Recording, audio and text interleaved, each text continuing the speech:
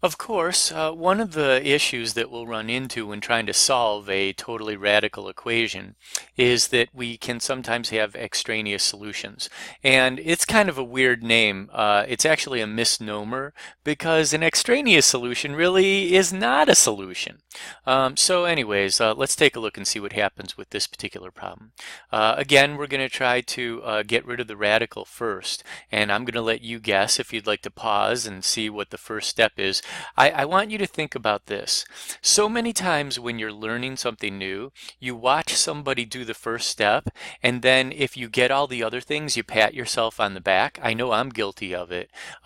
It's really important for you to be able to figure out where you start in a problem, and if you can, you're going to be much more successful at solving problems. So pause the video and see if you can figure out where to begin. Okay, hopefully you paused and hopefully you figured out that you're going to have to square this side in order to get rid of the square root. And if you do that to the right side of the equation, you got to do it to the left-hand side of the equation. So we'll square over here as well. On the left side, we're going to end up foiling. Yeah, our good old friend, the FOIL. That'll get us like x squared plus 2x plus 1. And then on the right side, mercifully, we just get 7x plus 15. Don't you love that? But then we'll go ahead and combine like terms. Oh, again, I want you to see if you can remember what to do right here.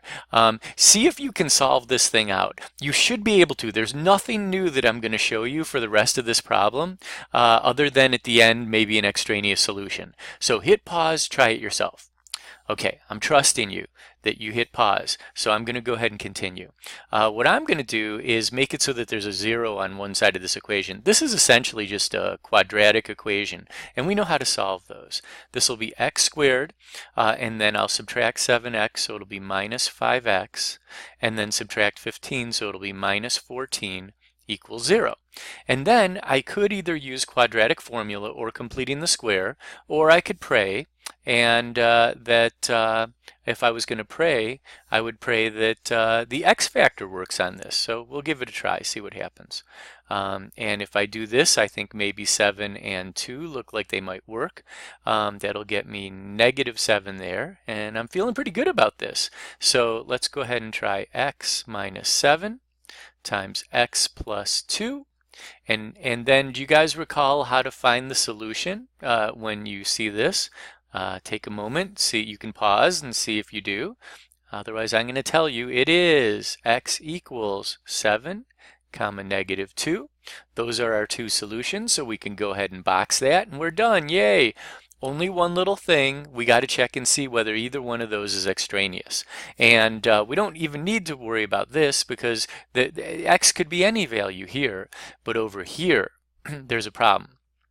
If x is certain values, we do not want, let me go ahead and circle this for you guys. We do not want this stuff under the radical to be less than 0. We don't want that to be a negative number.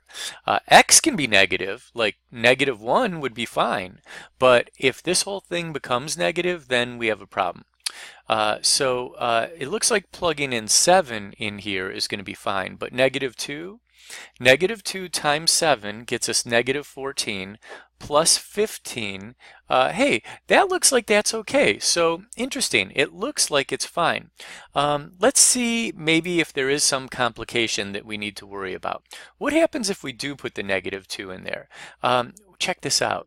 We end up getting, over on the right-hand side, I'm going to write this out. We get x plus 1 equals square root of this, and then x is going to be negative 2 plus 1, and that equals negative 2 goes in there. This will be negative 14 plus 15 is 1. Square root of 1 is 1. And then the problem is negative 2 plus 1 is negative 1 equals 1. And that's where we run into a bit of a dilemma, is that negative 1 cannot equal 1. And because of that, we have to say that putting in negative 2 here just did not work out very well. Putting in negative 2 here and over here just didn't work. So I think we're going to have to say goodbye to -2 and say that our only real solution is x equals 7. So it turns out that when you want to double check and see whether you have an extraneous solution, you really got to do a little bit more than just plugging it in to the radicand. By the way, just in case any of you guys are curious about something. When I was writing this out, I kind of thought to myself for a second, what about the plus or minus over here? And if you're curious why I didn't put one there, it's because I did not take the square root. Okay, and in fact, I'm not really solving for x here.